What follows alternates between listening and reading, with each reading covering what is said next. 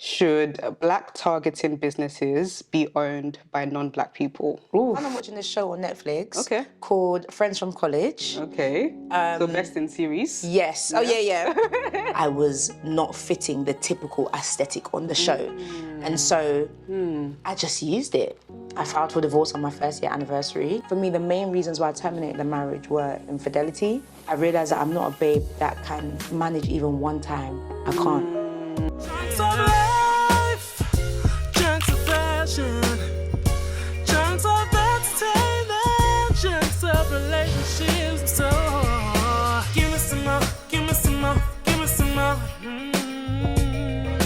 Give me some more, give me some more, give me some more.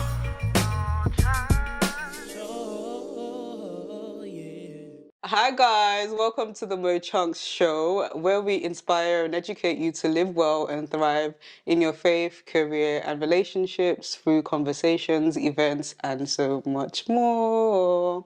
And in today's episode, we're going to have Chit Chat with Mo. We're going to have a lovely debate with our lovely guest, Sia. And then we're going to go into Deeper with Mo, where Sia is going to tell us a story that hopefully inspires and educates you to live well and thrive. Hello, Sia. I already kind of introduced you, but hi. How are you? I'm good. How are you? I'm good. It's been so long. I know. Do you know what? I told my cousin I was coming here and she was like, I remember her from the Disgusted campaign. Yeah. Oh, yeah. When you did back in the day. like BTS. Yes. I was like, yeah. Oh my gosh, I was active. Yeah. So it's been years. Oh my gosh. Yeah. So I'm good. Nice to see you. Oh, and you're looking good. Thanks. We're gonna get into all of that like later, but you're looking good. Thank you. Oh, how are you feeling today? Today I am feeling excited. Nice. I'm traveling tomorrow. Nice. Thank you for coming. Yeah, this is cool.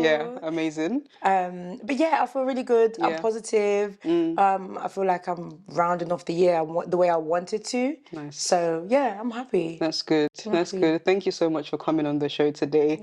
I know it's going to be an amazing conversation, and I hope you guys at home enjoy it as well. This episode is actually supported by HappiWorkers, a therapy service for workers, and it's a very cultural sensitive therapy service, and there's a reason for that, because in this episode we are going to be discussing things of sensitive nature. Trigger warning at this point: if you are somebody that could be affected by some of the topics such as domestic violence, we'll be happy for you to click off, and we'll see you in the next episode just to kind of protect yourself.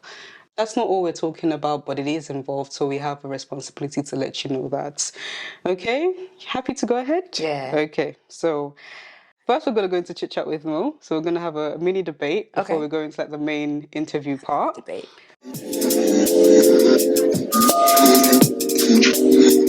So the question of the day, or the Chit Chat with Mo of the day, is: should black targeting businesses be owned by non-black people? Oof. So I don't know whether you saw that whole thing that happened in Peckham. Yes. Where a lady was dragged and basically hurt, and uproar by the community, really backing her and making sure that she's okay. And they shut the business down. I don't know whether they've opened again, because these businesses, they tried to like kind of respawn. And it made me think, like, should a business that's targeting black people be mainly like non-black owned, like the hair business, for example? Of course, I love everybody. I love all races. I love everybody. But I'm rooting for everybody black. Yeah. So I'm like, because of scenarios like that, I don't know if we would do that to our own. Yeah. I'm not saying we're always kind to one another. Yeah. But yeah, what do you think? I think it's tricky because I agree that, like, especially things like hair, where like it's essentially our daily life revolves around these products. I do think that we should have a bigger market share, but then I also thinking about the infrastructure for black people, many of us are immigrants, many of us are first generation. Where is that wealth coming from? Where is there life insurance that was set up in order for you to put it into your business? How many of us have gone to uni and don't have student loans that we're paying off? And what that looks like for us financially to be able to start up a business and have the infrastructure in place. I do think there is something special about I love when I see like friends that have come together that have created something amazing. DLT is a perfect example. There's a lot of them, they've come together and created something amazing. And so like, I think if we were able to do that more, I think we would be able to have more of the market share.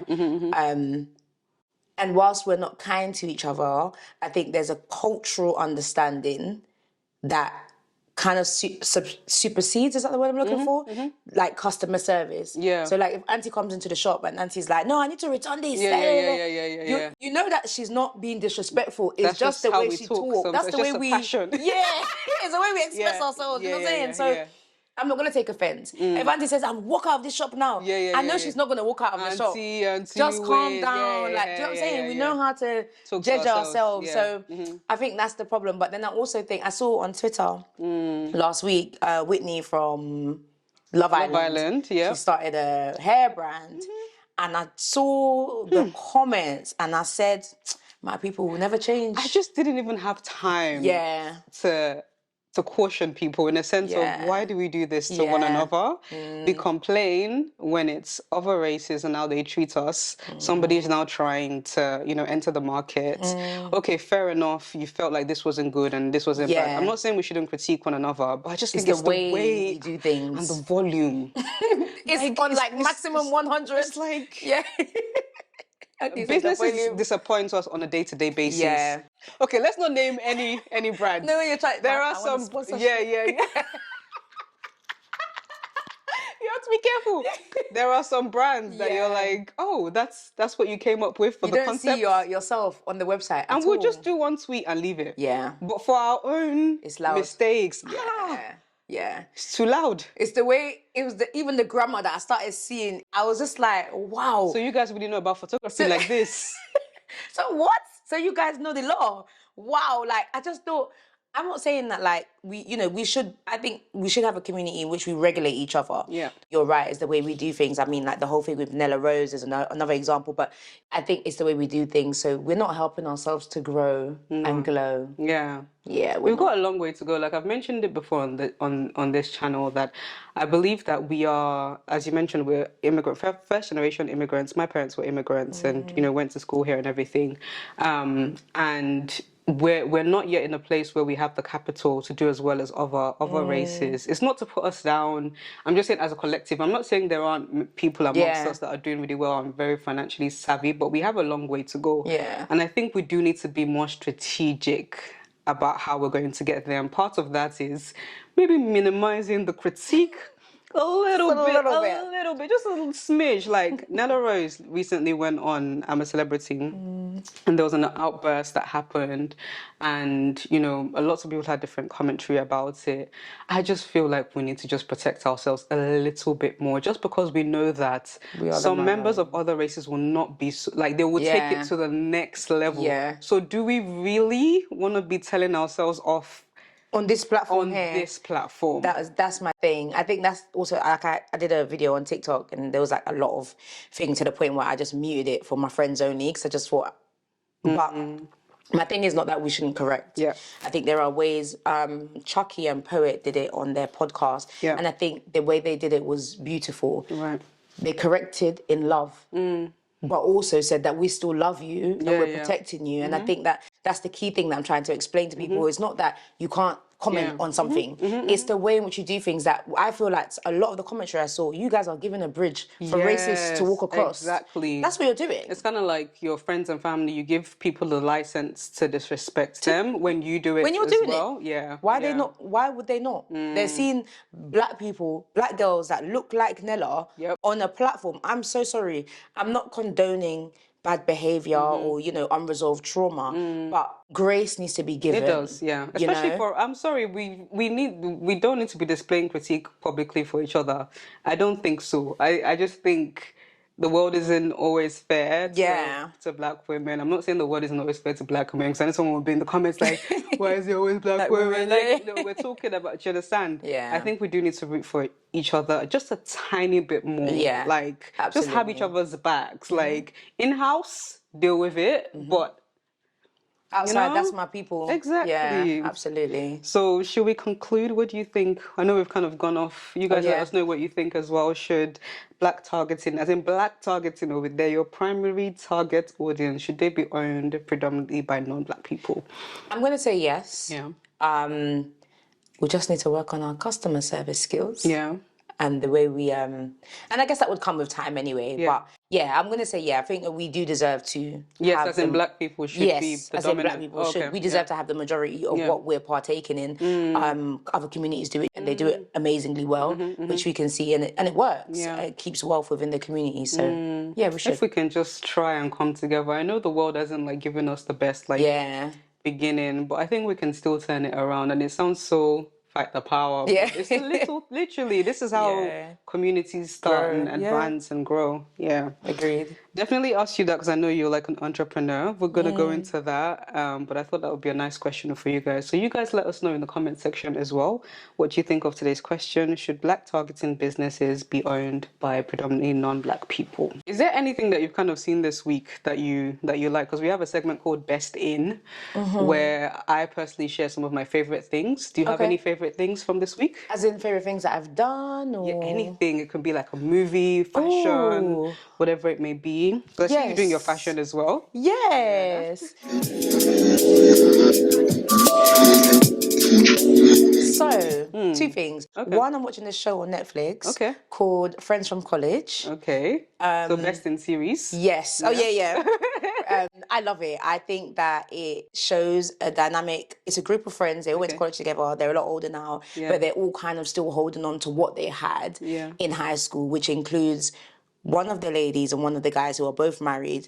What the guy's wife is in the friendship circle and they're still having an affair, but it's because they were together in high school. What's it called? Friends from College. Oh, okay. I was thinking, is it Friends or the Friends? No. Friends from college. Okay. Yeah, so they're having that affair, but then they're still friends, all of them. So it's a weird dynamic, but it's really good. And I think that, it's great. It's just entertaining. It's a good watch. Nice. And then best in fashion, I'm going to say, I wore this white dress that I posted on Insta. I got it from PLT. Yeah. It was a bit big. Yeah.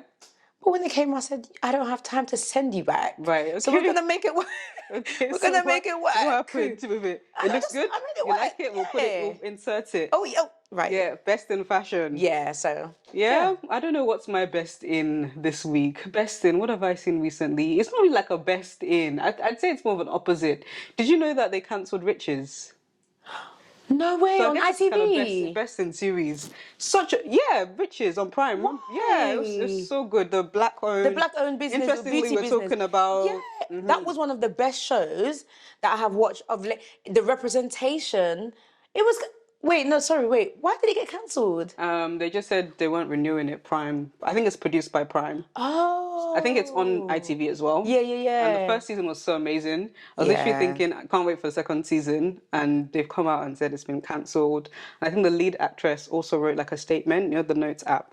She wrote a statement saying she doesn't know what's next, basically. Wow. But I hope someone else can pick it up, like how Drake picks up Top Boy. Yeah, exactly. Because that's I just finished watching Top Boy. You just... Yeah, like 2 months ago. Okay. Yeah, 2 months ago. Yeah. So it's very sad. That is quite sad. Yeah, best in series.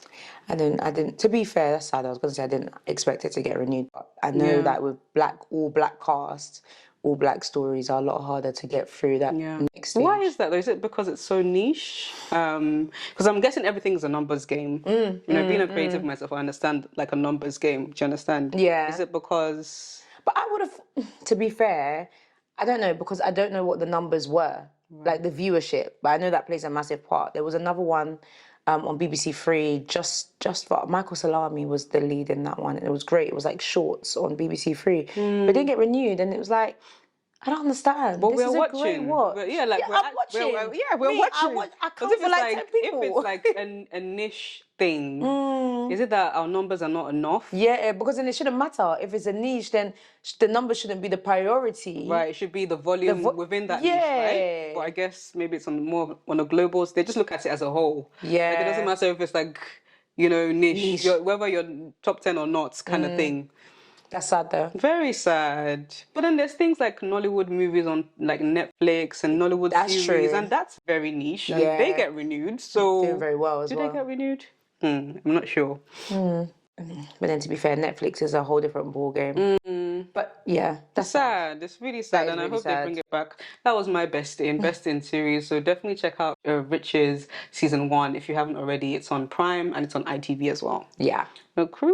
So now we're gonna go into Deeper with Mo, where we share lovely stories to hopefully inspire you to live well and thrive.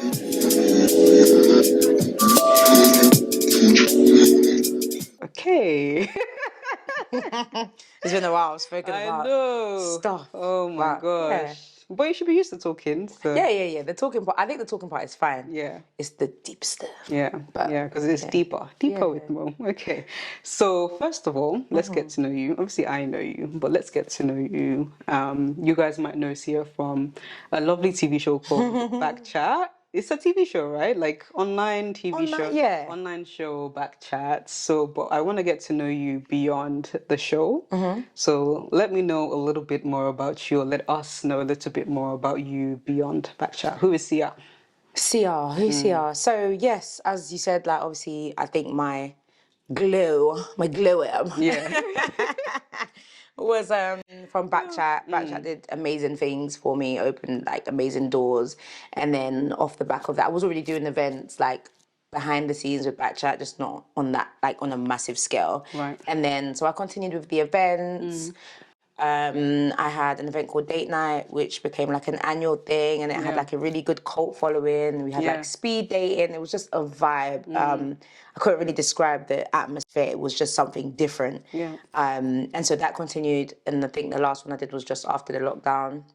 I'm a mum. I have 2 kids. Lovely. One is 9, one is 2. Wow. I also work 9 to 5 in the housing industry, so I'm a housing officer. Wow. And I've done that for many years now, moving around from housing associations to councils and stuff. And I so now I stepped away from doing my own events, and I decided that I was going to just stop that because it was too stressful, too much money, everything was going up, and it was just me. So any event I was doing, it was like self-funded. And then there's a mad pressure to make that money back, and that cat and mouse, I just couldn't do it anymore. But I know that I have the skills to do events management because I've been doing it. So I started a creative agency. Beautiful. Yeah, called The Box Management. And we do event management, creative consultancy, and just a little bit of everything kind of. That's why I just call it a 360 creative agency because kind of everything in there. But predominantly the main bag is events management. I kind of just started doing workshops as like another leg of the company. So I do that for other companies and stuff like that. But yeah, it's been... Yeah. I've loved seeing you like evolve over the years. I always feel like the black British creative scene is very small. Yeah. Like everyone kind of knows of everyone and can see like what everyone's up to as well, which is really nice, I think. But I'm sure you get bored of being asked, what was it truly like being a BkChat cast member? Do you know what? In its prime, it was one of the best and worst experiences I've ever had. Best because, like I said, like I remember going to Screen Nation Awards because we were nominated, and I remember meeting Richard Blackwood and him coming up to me and like, I know you from BkChat, I love you. And like the inner me, the child in me was just like, I'm gonna faint.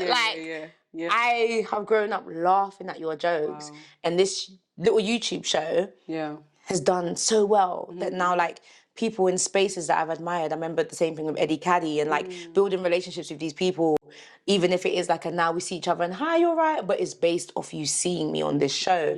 And I guess like the way I presented myself on the show really helped because then I no longer had to pitch myself for opportunities because you know what I'm about. You can go online, you can see. But I'd say the worst because it really taught me what it is like to have thick skin. Like being on that show, not just so like I didn't experience consistent trolling.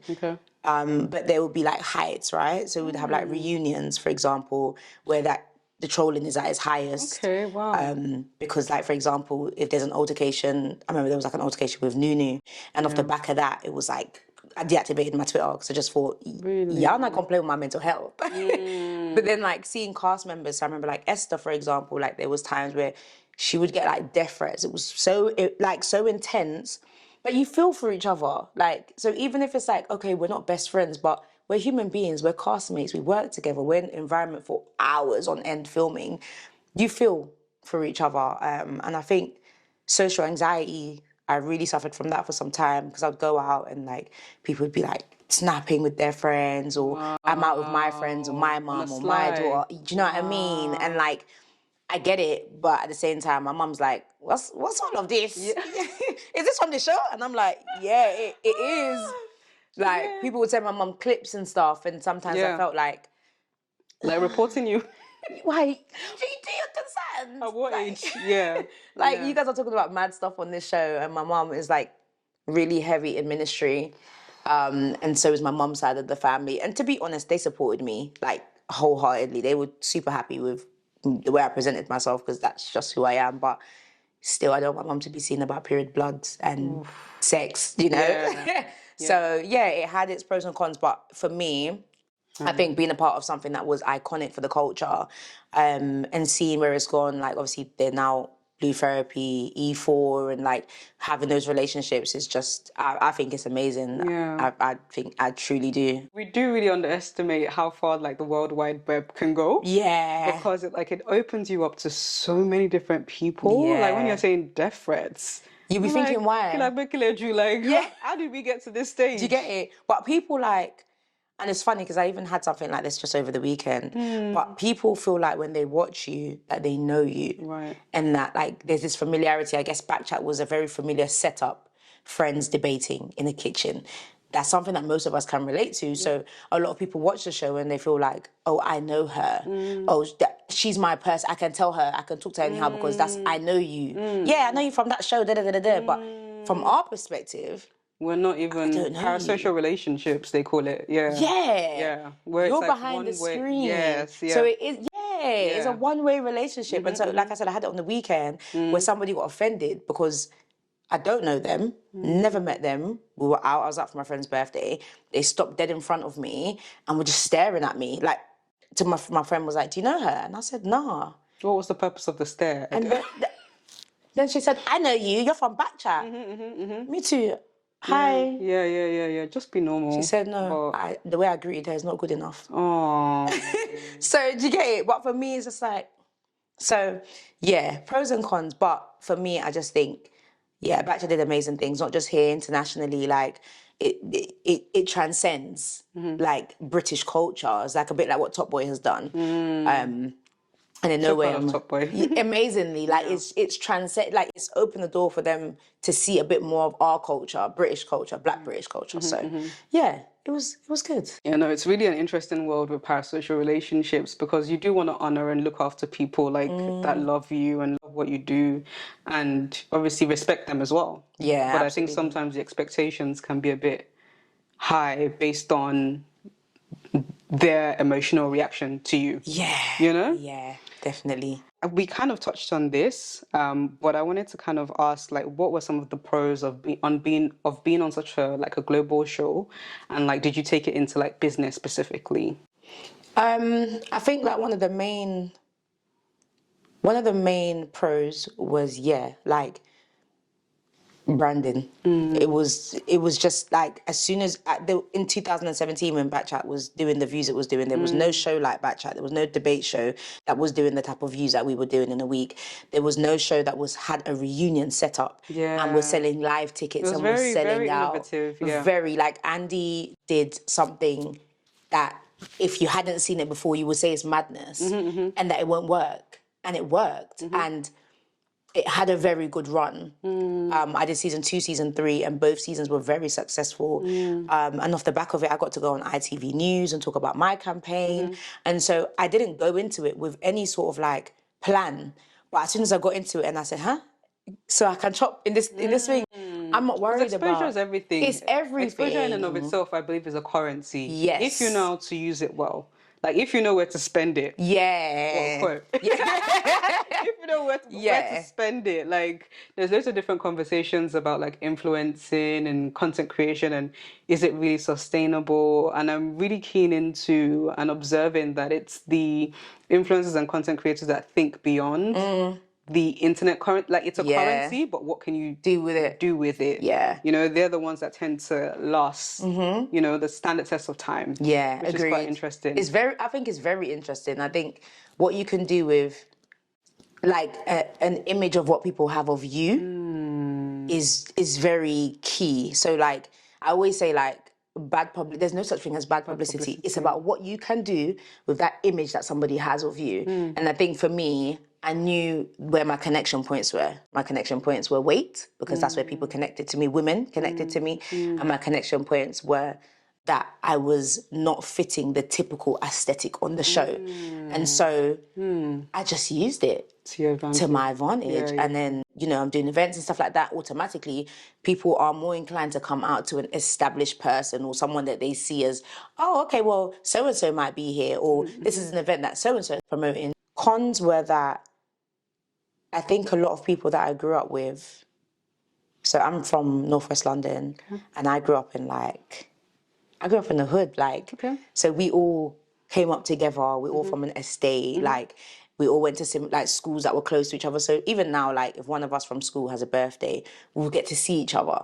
It's a very close-knit community. And I think that like doing what I did at that time, which was like, whoa, like this is just Sia, but to these guys, but on a bigger level, was like, it's rappers are posting it. Do you know what I'm saying? Entertainers, people that my friends like look up to, they're posting it on their social media. And I think a lot of people that are close to me, and not like immediate circle, but like people that I grow up with and stuff, weren't able to, I think, give me my props. It's that familiarity, isn't it? It's even in the Bible, like a prophet is something about a prophet can't perform miracles in his own town. Yeah.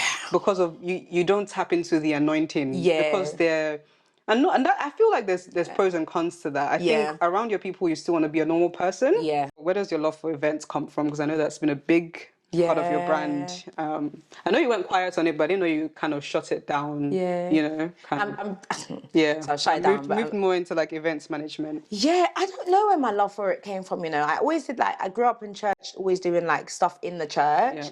And you know, church is like the breeding ground for any type of skill or talent you have. Singing, it's that place. Yeah, yeah. And so like I remember doing like a youth workshop there for like kids in the community. And then like as I got older, I started doing more and more. But I don't really know. Maybe that's something I need to think about. I don't know where that love came from, but I know I've always been like in a leadership role. Like even in my family, like among my aunties and stuff, like I have that role that they will come to me and say, oh, can you do this for me? Or can you come and do this for me? So I think that kind of just ties into like event management or any sort of like project management. Yeah. And then I just ended up being quite good at it. And I thought, oh, I kind of like this. Amazing. You said your mum was like heavy in ministry. Yeah. And it sounds like you were very involved in church as well. Did you feel pressured to be like the good girl or the perfect minister's daughter? Like, what was your mum? Was she a pastor? So my mum's not a pastor. Her sister is a pastor. Well, her sister's married to a pastor, but she's also a pastor. And now her other sister is also a pastor's wife. But growing up, it was really hard because that just wasn't me. And I felt like for many, many years, I battled between trying to appease my mum, who's going to Friday night vigil and is not really optional in the house. Every Sunday, you're going to church whether you like it or not. And then coming back to my area where I'm running with gangsters. That's just the honest truth. I'm running with people that are doing things that I shouldn't be anywhere near, but these are my friends. Do you get what I mean? And like, I ended up getting excluded from school in year 8 and then having to go live with my dad. And so the shame for my mum of like people knowing, oh my goodness, your daughter's been excluded at 13, like, you know, all those type of things. So there was a massive pressure, and it meant that I didn't have my own true identity. Because my identity was like, okay, when I'm not with you, I'm this person. And when I'm with you, I become this person. And then my dad is pretty free flow. So I guess in my dad's presence, I'm even still now, I'm probably the most authentic version of myself. Mainly because, mainly because like now I say to people like, it's not that my mum can tell me anything because I'm a big woman, but I don't want to grieve her spirit. That's just the honest truth. You always have that feel for a parent. Yeah. That's how old you get. Trust me. Yeah. It's just the talking first. I can't. So I know if I'm going there, I'm not gonna wear something that's gonna grieve the woman's spirit. Skimpy. Yeah, because that's the best thing she'll say. Yeah. She won't do too much, but it's enough to make me feel like, oh. Yeah. Do you know like what I mean? you're a grown woman now, but she will still disapprove. Yeah. Yeah. So yeah, definitely it was hard. It was really hard. And then I got pregnant. I wasn't married when I got pregnant. So that was a whole thing. So yeah, I think there's been many times in my life where I have felt not just like pressure, but also felt like unworthy to myself and unworthy to go to God because of how human beings made me feel about my sin. Yeah. And I say that because it is sin, but my sin. Yeah. Do you know what I mean? So yeah, it has been a very conflicting and conflating journey with faith, very much so. Probably it's still kind of tricky now, but yeah. I don't think we ever reach like the pinnacle of faith. Like I think that's why Jesus is there. Yeah. He's the pinnacle of our faith. Yeah. And he's the one that saves us and he's the one that redeems us. We don't hear that enough. Yeah. Especially when we fall short and people aren't so proud of our actions. And I think that's why we're human and he's God. Yeah, exactly that. I think humans let their emotions kind of get in the way of how they see us. Tradition. Yes. Their social norms, what they're exposed to, their expectations of you. And I believe that so much because it's like, now you're tying in tradition and you're making it faith or you're making it religion, but it isn't. It's just how you grew up. Yeah, we grew up in such a culture of shame. I say we, but like, you know, a lot of African people grow up in cultures of shame. Yeah. Where it's like, it's not even about sometimes what the parent feels, it's what they think other people will think about them and how they've raised you. And, you know, it's just kind of sad. I don't know. It's high levels of control. Yeah. Which is very sad. Yeah. Oh, God help us. Honestly. God help us. You know, we went from event management to artist management. How did that kind of translate, or where did that love come from? Because I remember at one of your date night events, there's an artist called Clavio. Is it Clavio? Light-skinned, raps. Singer, rapper? Bit of both. I might be saying his name wrong. I think you are. I think I might be. But he was really good, like with his lyrics and It was a crowd fave. Okay. Yeah. So I think from there I kind of saw that, just on a personal level, I saw that, I think she likes artists and helping them grow and that kind of thing. So is that where the translation from like event management to like talent management? Yeah, because I was always doing the events and I always had artists performing. Yeah. From BkChat, I had like you kind of automatically kind of go into the entertainment industry because it is all one. Yeah, it's actually by force. Whether you want to or not. Like, I've always been a huge music lover. Music has always played a massive part in my life. But I think that sliding into the entertainment industry and then you end up building connections and like musicians and it just kind of all morphed. And then obviously through the events where I would like put out ads for artists to come on, artists would come and people would be like, right, this art is really good. Like, how did you find them? And I'm like, I saw them online, or I saw them at another show, and I just thought, yeah. So I kind of realized that I have an eye, so I have something, because the music side of the shows goes really well. Yep. And so yeah, I kind of moved into artist management. That went really well for a while. I think, if I'm honest, for the best part of it, it was really well. But one thing I realized is that I started to kind of become a jack of all trades and master of none. Too much is going on. I can relate. Yeah. Oh, ciao. Yeah. It just got like, artist management is hard, and a lot of it is a lot of unpaid hours. And I kind of got to a place where it was just like, yes, the recognition is great. Yes, like I had meetings at labels for some of the artists I work with. I've built really good relationships, but that's not feeding it's not feeding me. And I can make good money from other things. And so also you're working with another human being, right? So you're on their timing because it's their craft. They might have a certain vision for where they want to go. But yeah, I just felt like after some time, I managed an artist called Loso, did really amazing things. I think it was him. Yes. Yeah, crowd fame. Yeah. So he became like a staple piece of date night because the crowd always really loved him. Yeah. Always. Like he's so talented. He has an amazing way with words, and just off the top of the dome, how he can just... Yeah. Do you know what I mean? It's so interesting to watch. One thing about me and rap, I may not understand every word. But I'm feeling the flow. And that's all that matters. As long as you can just you're just nodding your head. That's all that matters. That is me. So yeah, it was just I did great things with him, and then I started managing Irish artist, R&B artist called Tidda. And we also did some great things together. But then I had to just be honest with her. I love her a lot. She's family to me as well. And I just said, I can't, because I don't want to stifle your career, because I am being pulled from pillar to post. I have 2 kids now, not 1. Right. I work full time. I have the business. I have my social life that is very important to me. You know me, I'm a minister of enjoyment. Yeah. So I mean, life is short. yeah. So, yeah. So yeah, kind of just phased out of that one. I just think like now I would do, if I do anything to do with artist management, it would be more like event side. So like tours.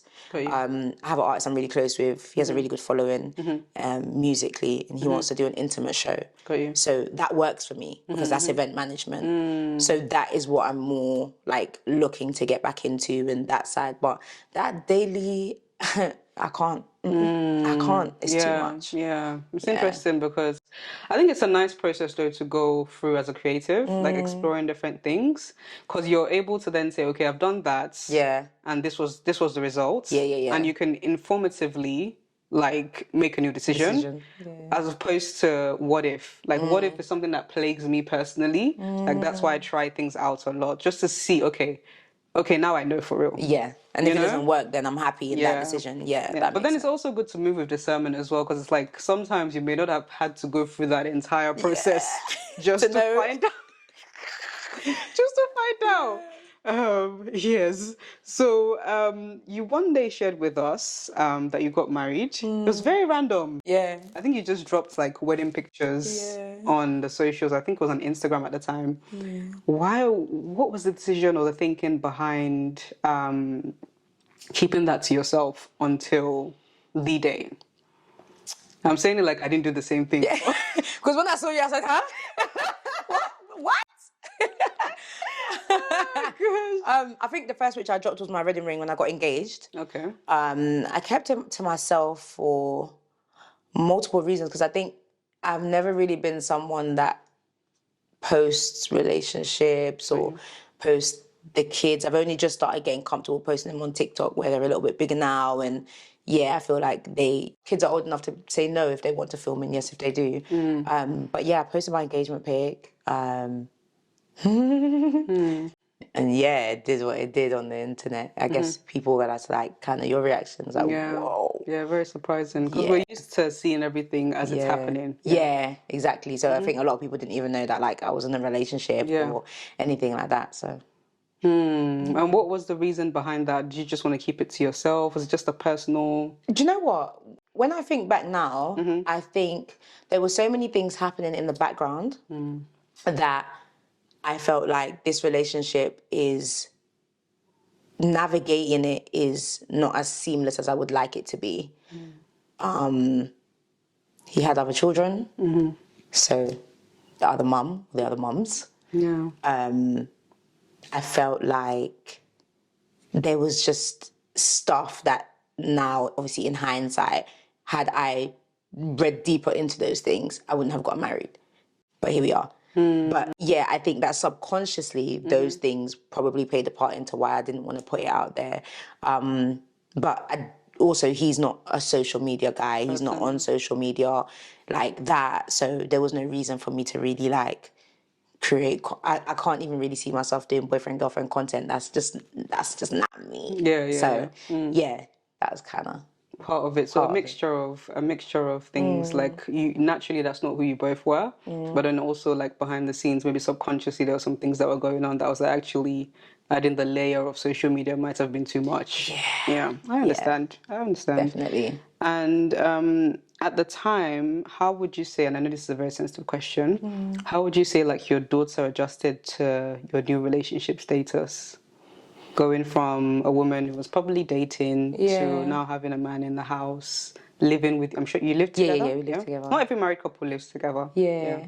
I think for her, she liked it. I think initially it was beautiful for her. I think his family embraced her in a beautiful way. I still say that now. I think that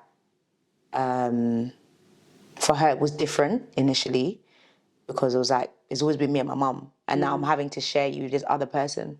And yeah, as much as I think, oh, okay, it's nice having like a father figure in the house, I think there was a bit of like resentment at some points where it's just like, okay, but I just want me and my mum back. And so kind of having to express to her that like, this is not how it's going to be forever. It's not always set up to be me and you forever, but it is still me and you. Yeah. We're still locked in, but now there's an extra person and we need to bring that person in. So for the early stages, I think it was great. I think it was beautiful. I think she enjoyed, she enjoyed having the balance from her mum to somebody else who would do the fun things with her and could do school run or would get on an e-scooter and ride, because me, I won't do it. So, do you know what I'm saying? So there was, I think initially it was good for her. As things kind of went along, you then kind of shared with us again that things didn't quite work out. To where you're comfortable, like what were some of the reasons that you believe?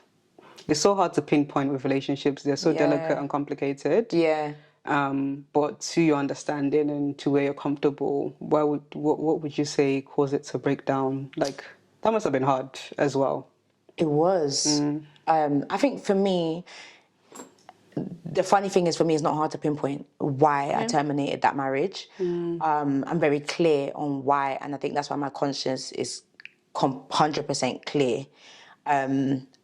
I loved that man. I loved him very, very dearly. I think that if I didn't love him, we would have never gotten married. We've never involved my family. It wouldn't even involved my daughter. I wouldn't have kept the pregnancy. That's the honest truth of the matter. If I didn't love him and I didn't think that we could work through some of the red flags that I turned orange, I wouldn't have kept the pregnancy because I know what it is to be a single mum. And so that is something that I had said. All my family knew, like, me, I won't give birth again unless I'm married. And that's not to say, I know many single mums who are married. They're still operating as a single mum in the house. Do you get what I mean? That's the thing, yeah. It's a massive thing, and wives don't talk about it enough. But so for me, I just knew that I wanted to be married, have a child, have a family unit, and work cohesively. And when it worked with us, it worked amazingly. There were points where I felt blessed to have someone like him. I felt like I would come home from work, I'm shattered. He's cooked, he's made dinner, everything is fine. I can just relax. Lockdown, COVID was great for me. Like, we were vibing, we were getting to know each other more, we were understanding each other, we were open to one another. So I felt, but then after I got married, I think the veil kind of fell off and a lot of things became apparent. Now, lockdown is now over. We're now living together as a married couple. The level of accountability that I'm expecting and transparency is different now. So I'm not your girlfriend anymore or your fiance, I'm now your wife. I take accountability at every opportunity for not seeing the red flags for the red flags that they were and for believing in potential rather than proof. Because you get taught as a woman all the time, oh, a man can grow, you will grow together. Oh, no. Yeah. He may not be where you want him to be, but this is not the finishing. Marriage is about growing together, and I believe that. It's true, yeah. But the person has to want that for themselves. I have always heard that my aunt used to tell me all the time, you need to be with a man that loves you more than you love him. And I used to be like, it doesn't. But I got it in this marriage. I felt like, if you love me the way you said you love me on that altar, some of the evil that you've done to me, you will never do it. And it's evil. So I think for me, the main reasons why I terminated the marriage were infidelity, too much of it. I realised that I'm not a babe that can manage even one time. I can't. I realised, and credit where it's due, I know that there are women that your husband has cheated on you once, you have worked together cohesively to repair that marriage. That man is apologetic for what he has done, and he is working actively on himself to find out the root of why he's doing it and what he can do to make sure he never does it again. That to me is different than to somebody who is just doing anyhow, and then when you approach them, they have a violent outburst to deflect from what they're doing. And that was basically what started happening after I got married. After we got married, I found out I was pregnant straight away. So there wasn't really any time in between to make any straightforward decision, because it just was like relationship, marriage, and now I'm pregnant. I already have another child, but I'm seeing things that I don't like. And I think the first time we had an argument, and like proper argument, we argued in the relationship before, but it was just an argument. It didn't go far. Nobody's calling each other on their name. We apologized to each other and we moved on. But after we got married, that just wasn't the case. It was like very vile, very disgusting, very demeaning, very coming from a place of real evil. Things that were being said to me to reduce me to nothing. Yeah. And so I'd heard the word narcissism get thrown around a lot. I had never really like gone into it to see what it was or know what it was. So I wouldn't have known the red flags of narcissism because I didn't know what it was. And as like his behavior started to get more out of control and things were happening and I didn't understand. And at this point, nobody in my family knew. So they would see us and they'd be like, oh, no. Everything seemed okay. Because I wasn't saying anything. But also, there were pockets where everything was okay. Everything was amazing. Like, that was my best friend. That was my person. And that's what it felt like. It felt like, we're just a vibe, man. Yeah. Like, that's how people want to be around us. Do you know what I mean? But then, in those other pockets, the things that I heard, the things that were said about my unborn child, the violence that I witnessed, the just calculated evil was just uncanny for me. Yeah. I think I got to a point where I just realized that, okay, I need to find out what's happening. And the first thing I did was like, I started researching narcissism and looking at like what occurs, what is the psychology behind it. Yeah. And I realized it's an actual psychological disorder. Or not realized, I learned that. I learned that many people who are narcissists are operating at the age at which their trauma occurred. So if they were abused as a child, often their mental has stopped at that age. And so they will have violent outbursts, for example, like a toddler. When you say no to a child and they start moving crazy. That's exactly what an adult who is a narcissist may do. Stonewalling. So if I have checked you about doing something that you know you're not supposed to be doing, instead of having that communication, you will now starve the person of communication to the point where you, who was the victim, are now begging for that communication because they have starved you, as in you don't exist in their world until they're ready to start talking to you again. And it sounds so minute, but it's a form of abuse. It's a form of abuse. That's exactly. It's a form of emotional abuse and it's a form of psychological abuse because you are now on eggshells. You don't know how to react. Domestic violence isn't just about you being harmed physically. If someone punches a wall and you're standing next to the wall, the point is to inflict fear upon you. And so that is abuse. And so those type of things happened when I was pregnant. And it just got worse and worse as my belly got bigger. And I realized that like, you're not gonna stop. You're just gonna go until maybe you get into a violent rage and you actually harm me and you harm the baby. So April 24th, 2021, I was due in June, April 24th, some girl messaged me and she messaged me on Instagram and she said, I think I have been dating your husband. I get in your car. The day before, I had found some earrings in my car. I asked, I said, whose earrings are these? He said, it's your friend. I said, none of my friends don't wear these earrings. I'm sorry, I'm not even being rude, but these earrings are from the hair shop. None of, like, period. None of my friends, and all my friends drive, babe. It's not even a funny situation. So I was just like, I know what's happening. And the fact you're lying to me is frustrating me, but then you become scared. By that point, I was already scared.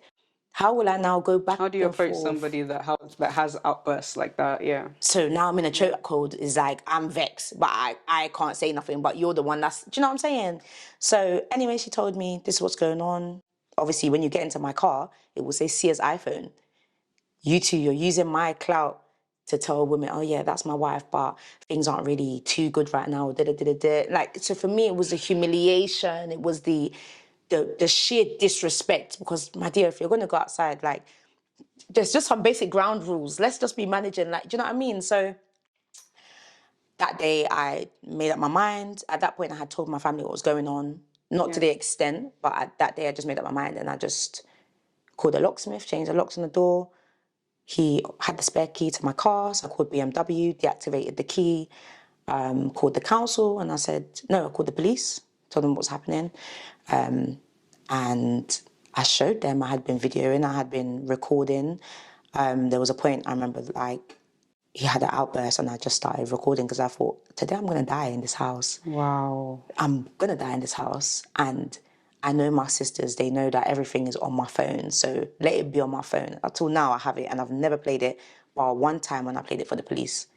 And like, even now I'm shaking. It's so crazy. I'm so sorry. No, it's all right.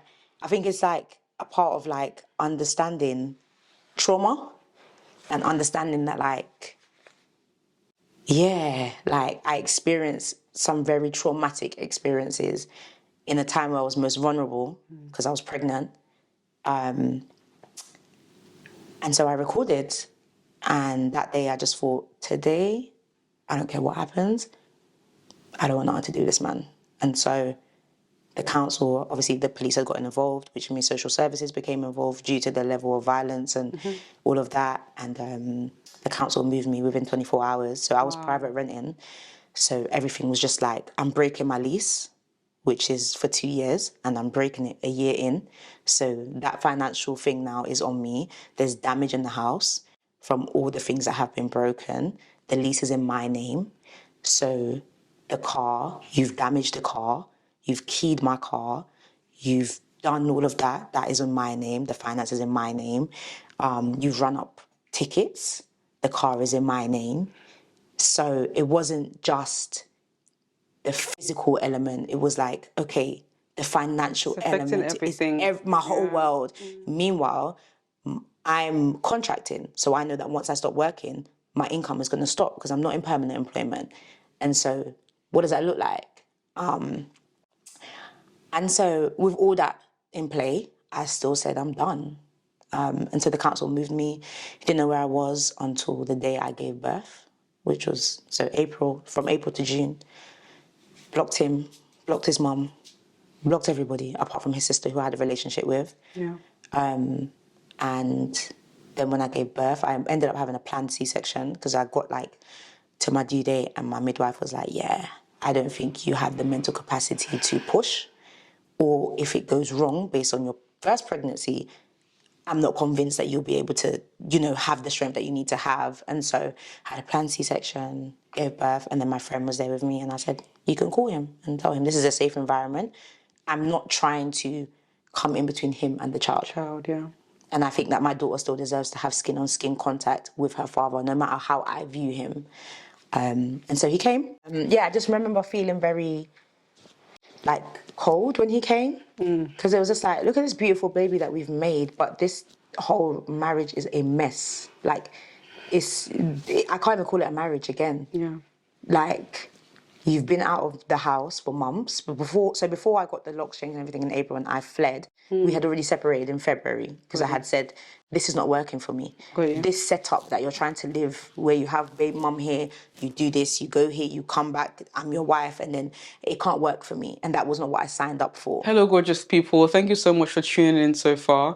If you'd like to see the rest of the visual part of this episode, simply click the join button and become a member of this channel. Otherwise, you can listen to the rest of the audio of this episode via any of your favorite podcast apps. I filed for divorce on my first year anniversary because you have to wait 1 year. Domestic abuse is like, it's the saddest thing because you trick yourself into thinking that the person is going to change and they're not. I'm at peace and I am extremely happy for what God has done in my life. I am able to give my children, we're going away. I told you we're going away tomorrow. Yeah. I provide a life. My daughter does extra tuition. She does dance class. She does swimming lessons.